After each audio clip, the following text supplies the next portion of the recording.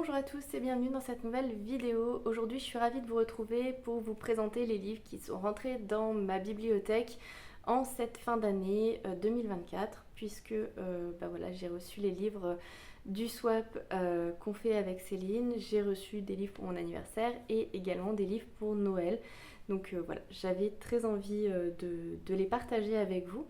Donc on va commencer tout de suite, mais avant je voulais vous présenter mes meilleurs vœux pour cette année 2025, puisque voilà, je ne l'ai toujours pas fait, j'espère qu'elle va vous apporter le meilleur, que vous soyez heureux, qu'elle vous apporte bonheur, santé et réussite, voilà. Donc je vais commencer tout de suite par les livres que j'ai reçus, je vous montre ça comme ça.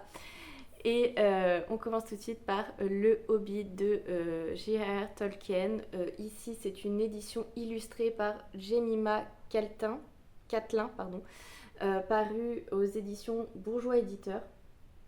Voilà, je la trouve vraiment très très belle, elle est magnifique. Voilà, c'est une surprise trouvée sous le sapin. Je vais vous montrer quelques illustrations.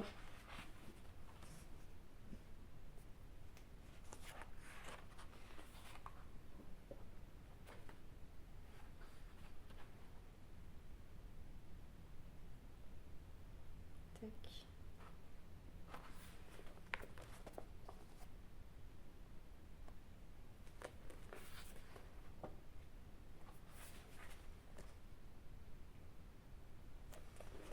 Donc voilà, moi j'ai déjà lu Le Hobbit il y a assez longtemps déjà, j'étais encore étudiante et voilà, j'espère que dans quelques années je pourrai le redécouvrir dans cette sublime version parce que voilà, je comptais pas le relire tout de suite mais maintenant j'en ai très envie. Voilà. Ensuite, un roman que j'ai reçu dans le swap, c'est Nevernight de J. Christophe. Donc c'est le premier tome, N'oublie jamais. Par les éditions, j'ai lu. J'adore cette illustration, le corbeau là, avec le chat, l'épée, le masque. Enfin, je le trouve, je trouve cette couverture vraiment très très belle. Et j'ai vraiment hâte de pouvoir découvrir cette histoire. J'en ai beaucoup entendu parler quand les magnifiques éditions sont sorties, mais voilà, j'avoue que j'aime bien les formats poche, je trouve que c'est plus passe-partout et voilà, je le trouve très très beau également et j'ai hâte de le lire. Voilà. On passe du coq à l'âne puisque je vais vous présenter une bande dessinée que j'ai reçue à Noël. C'est Kersten, médecin d'Himmler.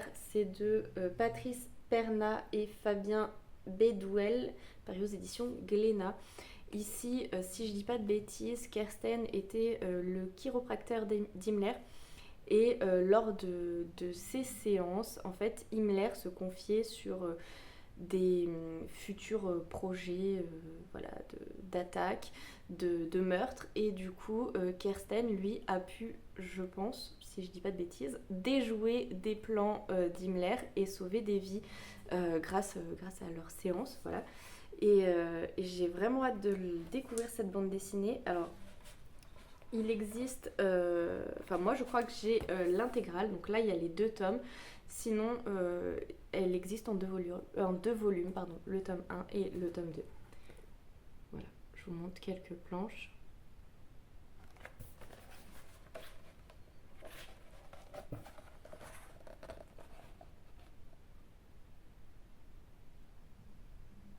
Voilà, j'espère que vous avez bien vu, j'ai un peu de mal à centrer quand la bande dessinée me cache.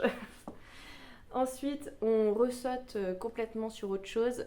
Dans le swap avec ma copine, j'ai reçu Ouki de Myriam Bonestreture, paru aux éditions Dupuis. Et voilà, j'ai vraiment trop hâte de lire ce webtoon.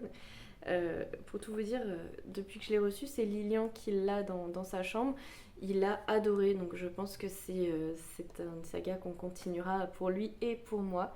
Ici, on va suivre un frère et une sœur, donc si je dis pas de bêtises, là encore, c'est des jumeaux qui sont des sorciers et on va les suivre dans leurs péripéties, leurs aventures, puisqu'ils ont l'air d'être assez maladroits tous les deux et ils ont l'air de se mettre dans de drôles de situations. Voilà, c'est c'est mignonné et rigolo, donc voilà, nous on aime beaucoup. Donc voilà, et je crois qu'il y a 5 ou 6 tomes, enfin voilà, il y a quand même plusieurs tomes qui sont déjà sortis, donc voilà, c'est quelque chose que on se procurera au fur et à mesure. Hop, toujours dans les graphiques, parce que non, il me reste un roman, mais c'est le dernier. Euh, Toujours dans le swap, j'ai reçu La forêt magique de Oshigahara. Donc c'est le premier tome de Isae Iwaoka, paru aux éditions Le Renard Doré. Dans cette collection, dans cette maison d'édition, pardon, j'ai déjà Le Voyage de l'ours lune que j'avais trouvé vraiment très beau, très doux. Voilà, pour moi c'était une boule de douceur. Voilà, si vous avez un petit coup de blues, un petit coup de moins bien, vraiment c'était la lecture parfaite. Et j'avais adoré vraiment cette lecture. Et donc j'ai vraiment hâte de pouvoir me plonger dans celle-ci, même si voilà, je pense que ça va peut-être attendre un petit peu. Je vais me le garder sous le coude, vous voyez, pour les moments, les petits coups de blues. Voilà, les moments où vous avez envie de quelque chose de tout doux, de tout mignon, qui pourrait vous redonner un petit coup de fouet. Voilà, donc je vous montre un petit peu les planches. Mais voilà, j'ai...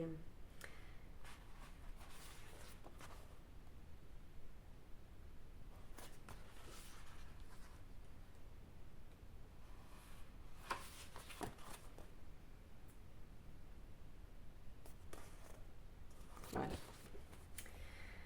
Ensuite, toujours dans les mangas, et ici alors on est dans le manga, mais on change encore d'univers.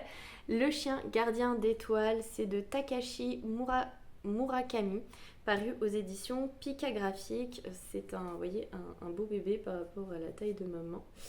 Euh, Ici, on va suivre, je crois, une enquête sur... en fait, on va retrouver 2 cadavres. Le cadavre d'un homme dans une voiture qui est mort depuis un an. Je crois que c'est un an. Et à côté, on va retrouver le cadavre d'un chien qui, lui, est mort depuis 3 ans. Depuis 3 mois, pardon.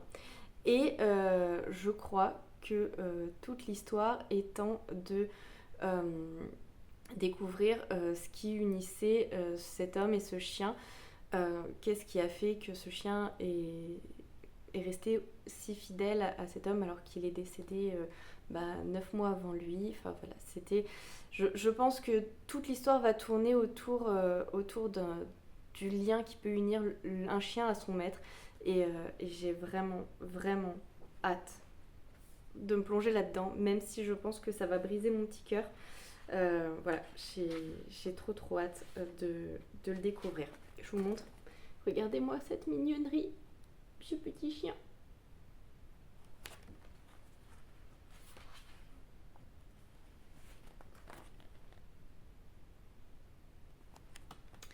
Donc voilà.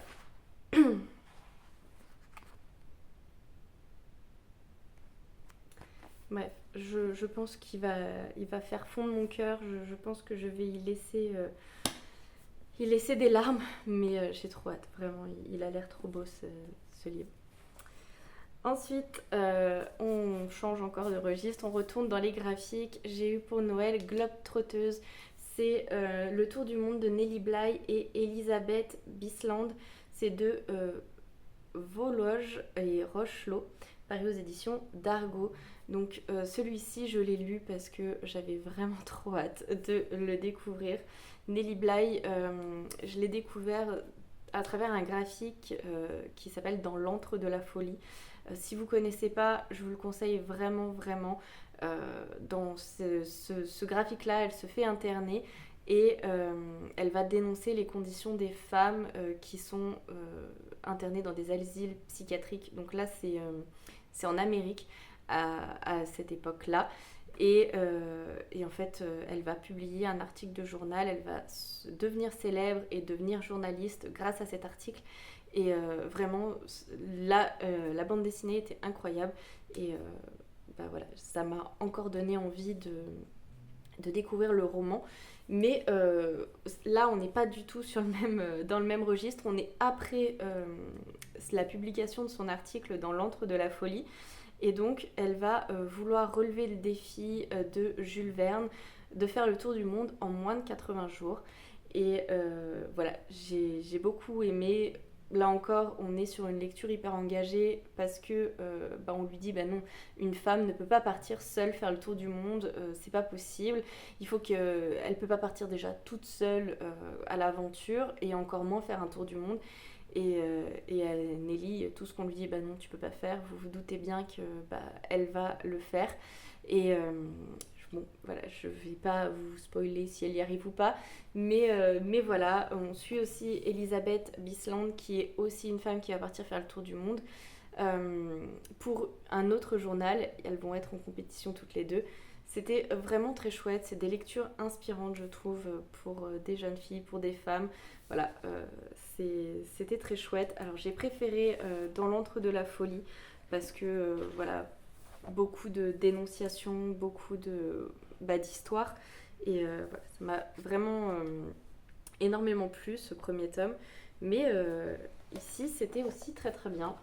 Voilà, on est sur ce genre de planches. Donc là, c'est les planches de Madame Bisland. Hop.